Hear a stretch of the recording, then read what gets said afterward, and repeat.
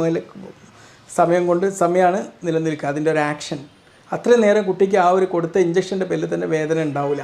പക്ഷേ അത് കഴിഞ്ഞാലും കുട്ടിക്ക് വേദന അനുഭവപ്പെടാതിരിക്കാൻ വേണ്ടിയിട്ട് കുറച്ച് വേദന സംഹാരികൾ നമ്മൾ കൊടുക്കും. ബ്രൂഫൻ പ്ലസ് പാരസ്റ്റമോൾ അടങ്ങിയ ഒരു കോമ്പിനേഷനോ അല്ലെങ്കിൽ മെഫിനാമിക് ആസിഡോ ആണ് നമ്മൾ കൊടുക്കുന്നത്. ചിലവർക്ക് ഡൈക്ലോഫിനാക്ക്, അസിക്ലോഫിനാക്ക് തുടങ്ങിയ നോൺ സ്റ്റെറോയ്ഡ് ആൻറ്റി ഇൻഫ്ലമേറ്ററി ഡ്രഗ്സും കൊടുക്കുന്നുണ്ട്.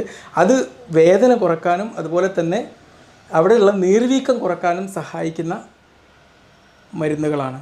ഇത് കട്ട് ചെയ്യുന്ന സമയത്ത് നമ്മൾ കൊടുക്കുന്നത് ലോക്കൽ അനസ്തെറ്റിക്സ് ആണ്. ചില കുട്ടികൾക്ക് നമ്മൾ ഇത് ചെയ്യും, ഒരു ക്രീം പുരട്ടിയിട്ട് വേദന വരാതിരിക്കാൻ വേണ്ടിയിട്ട് ഇതാക്കി. ഈ ക്രീമിനെ എഫക്റ്റ് ചെയ്യണമെങ്കിൽ ഒരു 30 മിനിറ്റോളം എടുക്കും. ലോക്കൽ അനസ്തെറ്റിക് കൊടുത്തു കഴിഞ്ഞാൽ ഏതാനും സമയം കൊണ്ട് തന്നെ എഫക്റ്റ് ആവുകയും അത് കൊടുത്തിട്ടാണ് നമ്മൾ സാധാരണ കൊടുക്കാറുള്ളത്. ഇതിലേറ്റവും ഉചിതം ഈ ലോക്കൽ അനസ്തെറ്റിക്സ് അല്ലെങ്കിൽ വേദന കുറയാൻ വേണ്ടിയിട്ടുള്ള ഇഞ്ചക്ഷൻ കൊടുത്തിട്ട് ചെയ്യുന്നതിനാണ്. പിന്നെ കുട്ടികൾ ചെയ്യുന്ന